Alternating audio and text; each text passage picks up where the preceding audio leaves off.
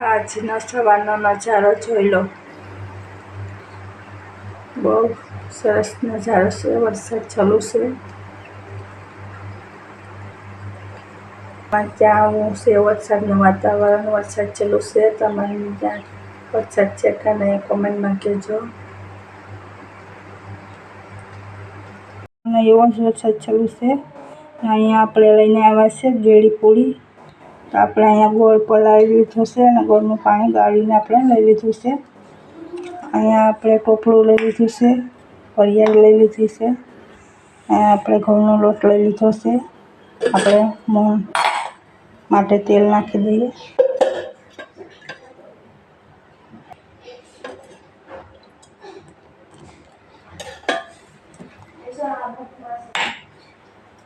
વરિયાળી નાખી દઉં, આપણે કોપરાનો ભૂકો નાખી દઉં.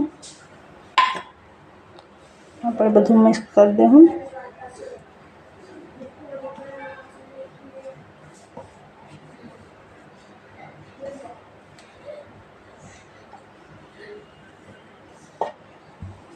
લોટ બાંધી દેવાનો છે.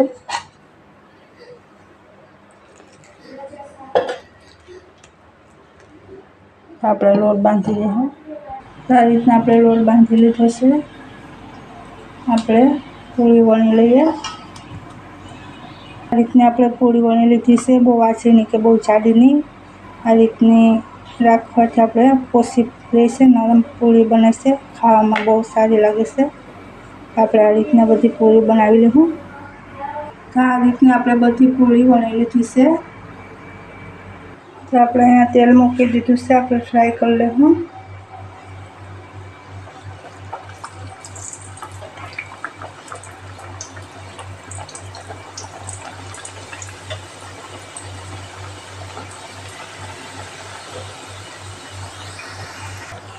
આપણે આ રીતના બધી પલટાવી નાખીશું.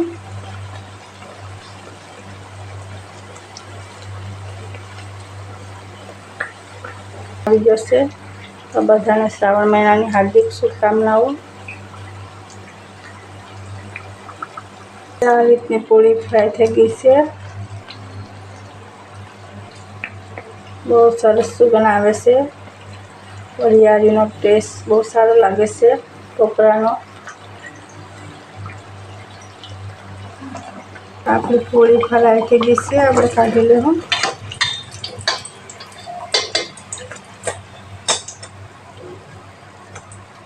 આપણે આ રીતની બીજી પૂરી ફ્રાય કરી લઈશું.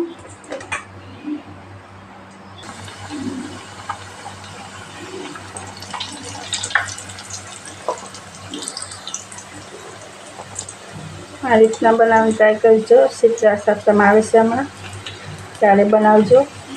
બહુ સરસ લાગે છે અને તમે એમને પણ ખાઈ શકો છો.